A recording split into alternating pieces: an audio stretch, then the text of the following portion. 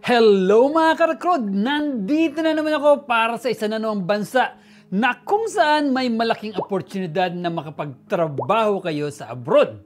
Alam nyo ba kung saan lugar ito? Ito ay isang lugar na kilala sa maganda nitong tanawin, mga malawak na bukirin ng tulips at kasama na rin ang mga higanting windmills.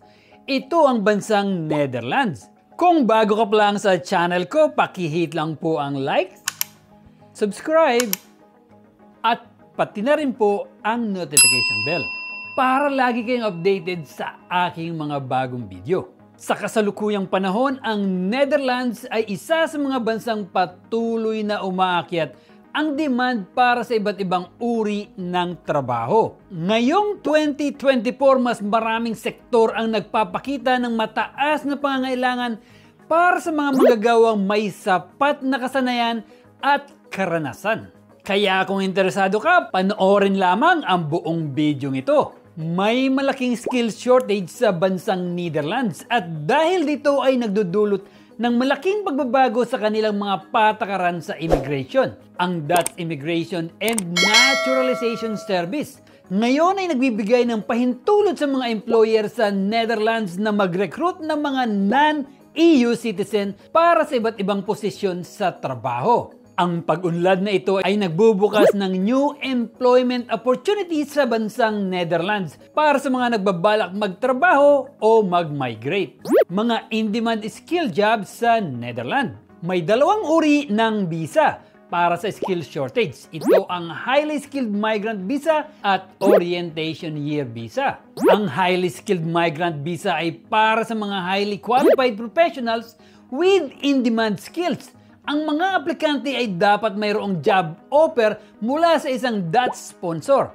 Kinakailangan din ang mga qualification at experience para sa mga trabahong inaalok nila. Ang Orientation Year Visa naman ay para sa highly educated individuals na gustong maghanap ng trabaho sa Netherlands sa loob ng isang taon. Ang kwalifikasyon nito ay dapat isa kang degree holder at may kakayahan kang suportahan ang iyong sarili at health insurance. Ito naman ang iba't ibang skill shortage vacancies sa Netherlands. Nangunguna dito ang ICT na kung saan ay nangangailangan sila ng software developers, data analysis and scientists, cyber security professionals, IT project managers, at cloud engineers. Ang health sector naman sa Netherlands ay may mga vacancies rin ngayon taon na may competitive salaries.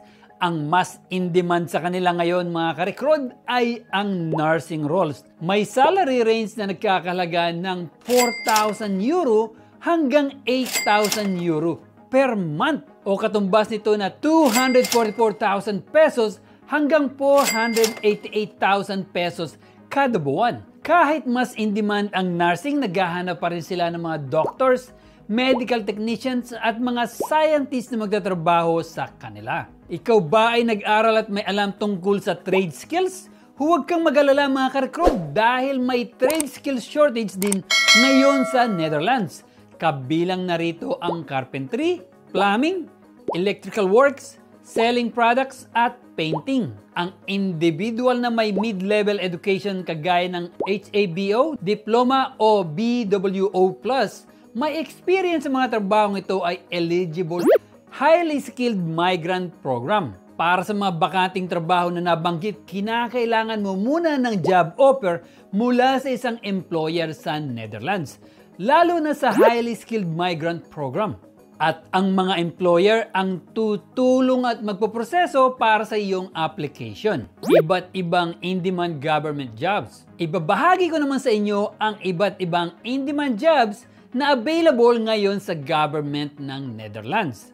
At ang monthly, hourly at annual salary nito. Lecture jobs, accountant jobs, researcher's job,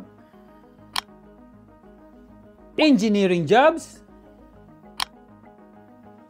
receptionist jobs, HR managers. Ito ay ilan lang sa mga government jobs na maaari mong applyan sa bansang Netherlands. Mga websites na pwedeng makahanap ng trabaho sa skill jobs at government jobs. Ito naman ang mga iba't ibang official government websites na pwede mong puntahan para makahanap ng mga trabaho sa Netherlands. Ito naman ang iba pang mga in-demand jobs sa Netherlands ngayong 2024. Hindi lamang skill jobs at government jobs ang in-demand ngayon sa Netherlands, mga ka-recruit. Dahil marami pa kayong pwedeng pagpilian. Ito naman ang mga iba pang trabaho na pwede ninyong applyan at mga estimated annual salary nito. At ito pa. At saka ito. Ito naman ang top 5 website na maaari mong bisitahin para makahanap ng mga bakanting trabaho sa Netherlands ngayong 2024.